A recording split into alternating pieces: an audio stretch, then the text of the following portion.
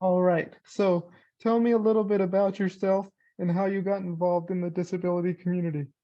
Sure. My name's Lisa. I live in Southern California, and I'm a mom. I have two kids, a 12-year-old and a 10-year-old. I've been a sign language interpreter for 24 years. And how I got into that, I had a friend growing up whose brother was deaf. And so I just learned a little bit of sign language so we could all play together. And then my friend and I would sign in class so that we wouldn't get caught talking in class. And then later on, when I was ready to go to college, I really wasn't sure what I wanted to do. I kind of was on the fence if I wanted to get into nursing. I just wasn't sure. And my dad, who's in education, thought it was a good idea to get into sign language. And he said, there's jobs as an interpreter. I had no idea it was even a job. So I went to college, and next thing you know, I've been an interpreter for 24 years. Mm-hmm. That's great. So I understand that you made a recent transition from being an ASL interpreter to being a realtor. So what was that process like? That's right. So a couple years ago, when the pandemic started, I think a lot of people maybe felt they took a step back and looked at their lives and thought, am I on the path that I want to be on still? And I just was thinking about things that I'd always been interested in real estate. I just didn't really have the options at the time to like go into it finally. So I decided to start taking classes online and then get my license. And now here we are. And it was interesting because what led me toward that even more is during the pandemic, because I'm a sign language interpreter, I was working from home, video relay interpreting. So I'm on a screen instead of in person. And seeing so many people sick and just seeing all these people's lives affected, the doctors, the nurses, the patients, seeing these deaf patients who were suffering alone in the hospital, it really took a toll on me. And I didn't realize it until months and months and months in. And I realized, maybe I need to do something else my second part of my life. So then I started taking the classes. And what I think is great is that I've been able to still work with the deaf community, still be involved with the deaf community. I still interpret, but at the same time, now I can be a resource for them, for someone that uses their own language and trying to find a home or sell a home. So it's just really been nice to still be involved in the deaf community, still interpret, but do this new path in life that I'm really enjoying too. Yeah, I think I've seen people go through that transition as well, where they switch careers and then they try new things and things like that. Yeah. Now, with regards to like your realtor career, do you still work with the deaf community in that sense, or is it kind of separate? I do actually. All my clients so far are deaf or hard of hearing. So it seems that it's just been a really good fit for the deaf community, which I hold dear to me. I've been involved with for so many years. And it just, I'll do, videos on Facebook, and they've reached out to me. And so I've been able to help them buy a home or sell a home or find a realtor in another state and interpret for them. So it's just been nice to be able to still be involved with the deaf community, but in a different role in life now as a realtor instead of as an interpreter. Hmm. So, like, what do you like do as an interpreter specifically with these deaf people?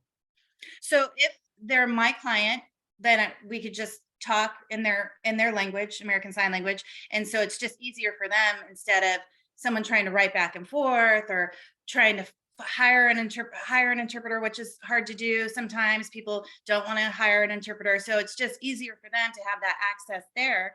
But if I meet, let's say, a deaf client and I'm not in that state, I will happily interpret between the realtor and the deaf consumer, deaf client, so that they can talk to their realtor, talk to their lender. I know the lingo. I'm certified nationally as an interpreter. And so it just gives them that still equal access. They're not my client per se, but I'm there to like still support the deaf community and be like, whatever you need, if you need to call me to interpret for the two of you, we do a lot of Zoom meetings, which is easy because it's three of us on there. So it's just worked out nice.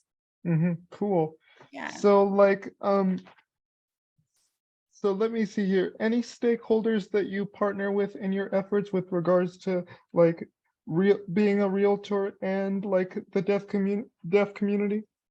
Well, I work for a broker called, the company's called Main Street Realtors, and they have been just so super and so supportive.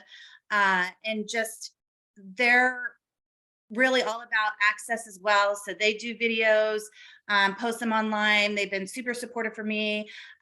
So even though I'm a realtor on my own, I have this great company that I work for, as the brokerage. And so that's just been nice. Mm-hmm. That's awesome. Yeah. My last question here is, how can we create an inclusive environment for people with disabilities from both an ASL and realtor perspective? Because you combine those two things very well. So I'm wondering what Thank you. your take is on that. Sure. I think it's language is key. And I think that so many times we get stuck in our own little bubble and we don't step out of it to realize what other people need, what other people's perspectives are. And so maybe a hearing person has no idea that a deaf person is going to need an interpreter, and that writing back and forth, the English written language is really their second language. So it's asking them to do something huge like buy a home or sell a home and write back and forth in a second language. That's difficult. And so to be able to do any of the transactions in their own language, which is American Sign Language, I think is just, it should be the way it is. It shouldn't even be a battle. But I've seen that there's really not enough people to take a step back and say, okay, so I'm used to using my language, but to make it easier for my client, they would rather use their language. And because I don't know it, how can I make that accessible? So I think it's always just take a step back, and even if you don't know, we often feel so nervous to ask questions, or I'm gonna look, like I don't know anything. I'm not educated if I ask a question. It's better to ask than to not ask and not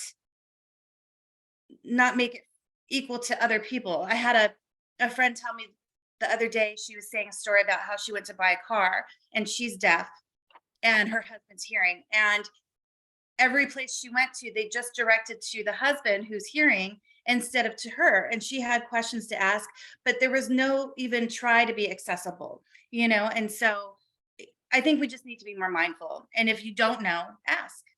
Yeah, it's that I think that's an important part. Asking is everything, Yeah, and it can go a long way. I agree 100%. Wouldn't we rather someone ask us instead of just ignore us or stay silent? I would rather Hmm. someone ask me something. Yeah.